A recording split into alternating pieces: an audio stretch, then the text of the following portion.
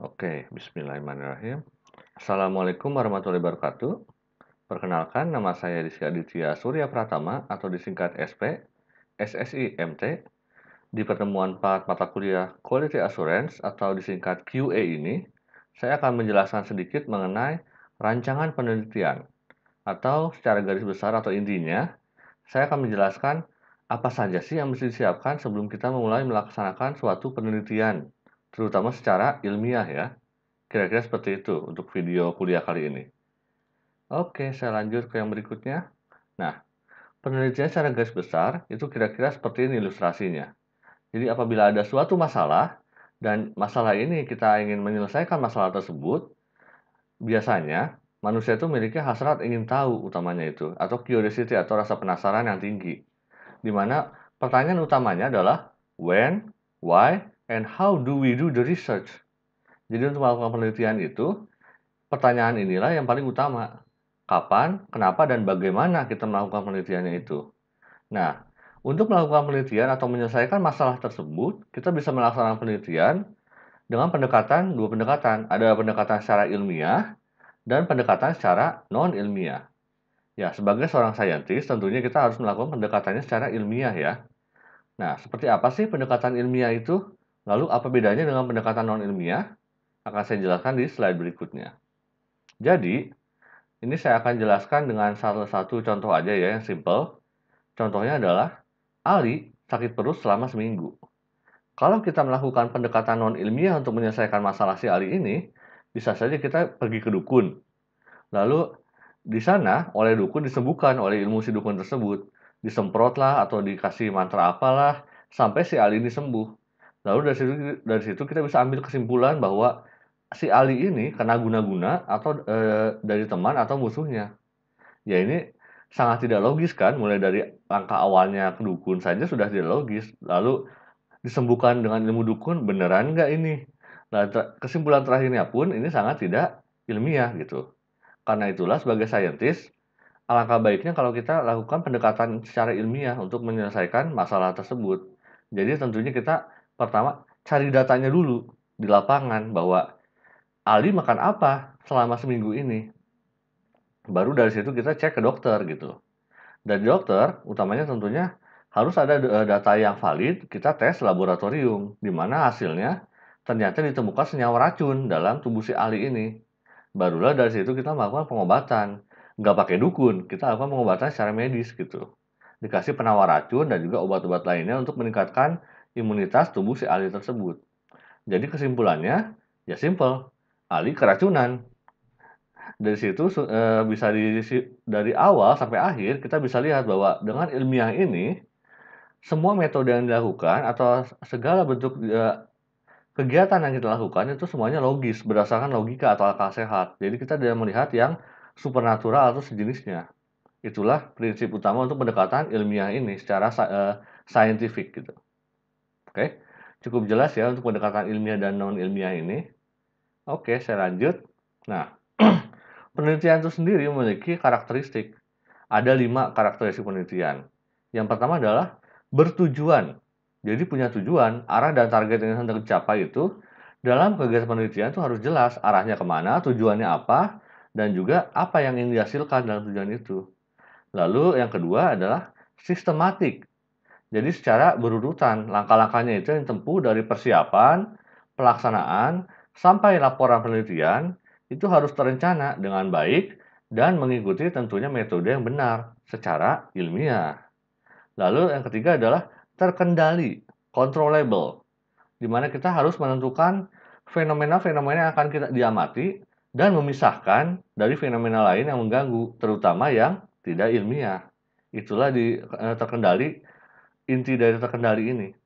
Lalu yang keempat adalah objektif, di mana semua hasil pengamatan, telaah yang dilakukan, kesimpulan yang diambil oleh peneliti itu tidak boleh didasari oleh subjektivitas pandangan pribadi dan juga pengaruh kepentingan pihak lain.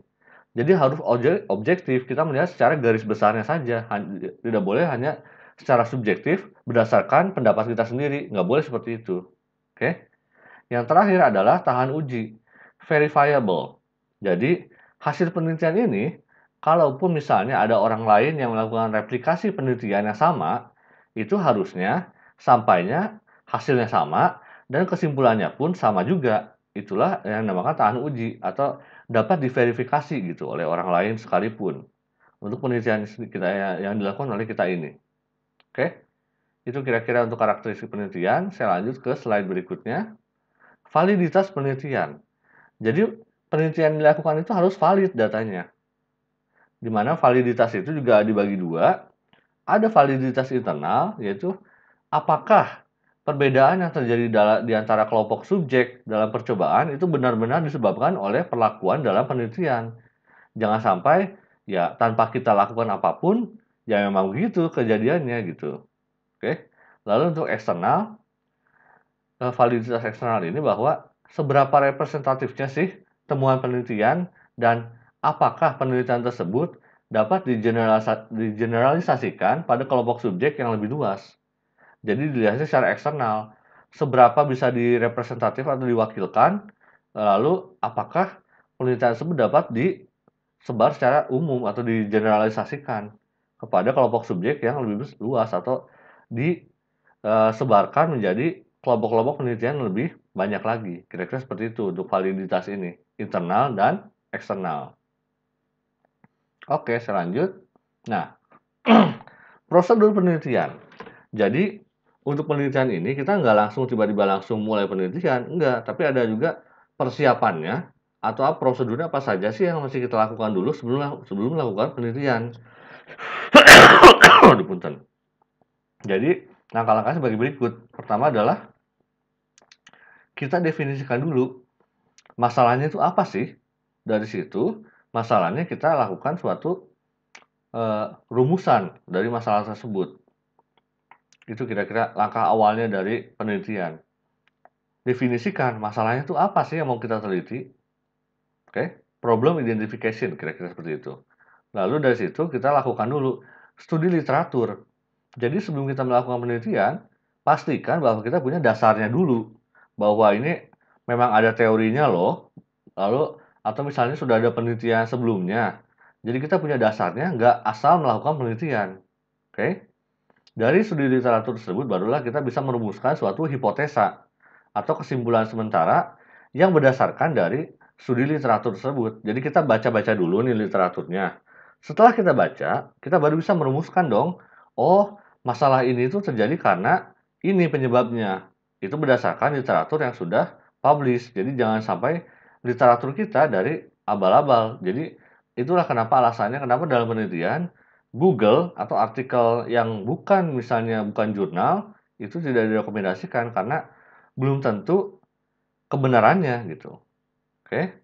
Nah, berikutnya yang saya garis tebal ini adalah yang pentingnya atau yang kita lakukan dalam penelitian. Jadi yang tentunya harus kita lakukan adalah kita tentukan modelnya atau desain penelitian seperti apa. Apakah mau kualitatif, apakah mau kuantitatif, itu kita tentukan. Itu tentukannya di awal, jangan tiba-tiba di tengah-tengah, "Ah, saya mau kualitatif ah." Nggak bisa seperti itu. Harus ditentukan dulu di awal-awal sebelum kita mulai penelitiannya. Lalu tentunya kita kumpulkan data-data. Dari mana data-datanya? Dari lapangan. Ada data lapangan yaitu data primer, data yang kita dapatkan secara langsung. Ada juga data-data sekunder yang kita dapatkan dari misalnya internet, dari buku-buku, itu namanya data-data sekunder. Tapi intinya kita kumpulkan data yang nantinya akan kita olah berikutnya. Kita akan mengolah dan juga menyajikan informasi yang kita dapatkan tersebut. Jadi, kan kita kumpulkan data. Biasanya data-data yang kita kumpulkan itu masih berupa raw data atau data masih mentah. Harus diolah dulu sampai kira-kira bisa dipresentasikan gitu. Makanya ada namanya pengolahan data. Setelah diolah, barulah kita analisa datanya. Kita analisis dan juga kita interpretasikan atau kita terjemahkan datanya itu seperti apa sih, apa yang bisa kita dapatkan, apa yang bisa kita sampaikan dari data-data yang sudah kita analisis dan kita olah tersebut gitu. Oke? Jadi 4 inilah kira-kira yang paling penting dalam penelitian itu. Dari situlah baru kita bisa membuat suatu generalisasi dan juga utamanya adalah kesimpulan. Jadi kayak tadi misalnya si Ali sakit perut. Ternyata setelah kita kumpulkan data, ternyata dia keracunan. Dari situ kita bisa ngambil kesimpulan bahwa memang dia keracunan gitu kan, kesimpulannya seperti itu. Karena dia memakan mungkin, makan makanan yang mengandung racun, apakah itu dari makanan basi atau yang makanannya ada efek samping yang beracun atau sejenisnya. Nah, terakhir tentunya harus dibuat laporan. Jadi, suatu penelitian itu baru disebut selesai apabila sudah ada laporannya. Jadi jangan cuma kita melaksanakan penelitian tapi nggak ada laporannya, itu berarti penelitian kita belum selesai. Jadi intinya seperti itu ya, penelitian itu dikatakan selesai apabila sudah sampai ke pembuatan laporannya ini. Itu kira-kira prosedur penelitian dari awal, dari definisi masalah sampai ke pembuatan laporannya. Oke, saya lanjut ke yang berikutnya. Nah, jadi utamanya di rancangan penelitian itu ada beberapa contoh untuk rancangan penelitian. Kita misalnya membandingkan dua perlakuan satu sama lain. Jadi ini versus gitulah. Jadi perlakuan yang sudah dilakukan sebelumnya, kita coba kasih perlakuan di penelitian kita coba kasih perlakuan yang lain. Hasilnya bagaimana? Apakah ada perbedaan atau sama saja dengan penelitian sebelumnya? Itu kita bandingkan. Itu tipe penelitian yang pertama untuk rancangan penelitiannya ini. Lalu yang kedua, kita bandingkan dua atau lebih perlakuan. Ini biasanya menggunakan metode statistik, yaitu ANOVA, Analysis of Variance, satu dan dua arah, atau dengan uji perbandingan berganda. Ini sudah masuk ke metode statistik. Saya tidak akan bahas terlalu detail di sini ya, karena ini sudah masuk ke mata kuliah metode penelitian. Lalu bisa juga dengan mengukur efek variabel terhadap sampel di dalam penelitian. Contohnya dengan factorial design atau fractional factorial design. Ini juga sudah masuk ke statistik. Jadi kita lihat efeknya apa saja sih dari variabel-variabel terhadap sampel dalam penelitian yang kita lakukan. Misalnya variabel suhu, tekanan. Kalau kita ubah suhunya, apa efek yang terjadi?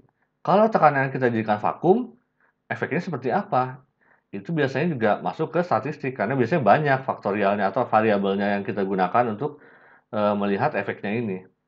Dan yang terakhir, kita menghubungkan antar dua variabel atau lebih. Misalnya di pemodelan, regresi, atau di RSM atau response ya, ini kurang C, response surface methods. Ini juga masuk ke metode penelitian, jadi tidak akan saya bahas lebih lanjut. Intinya untuk rancangan penelitian, ini kira-kira bentuknya seperti ini gitu. Bentuk yang paling umumnya. Oke.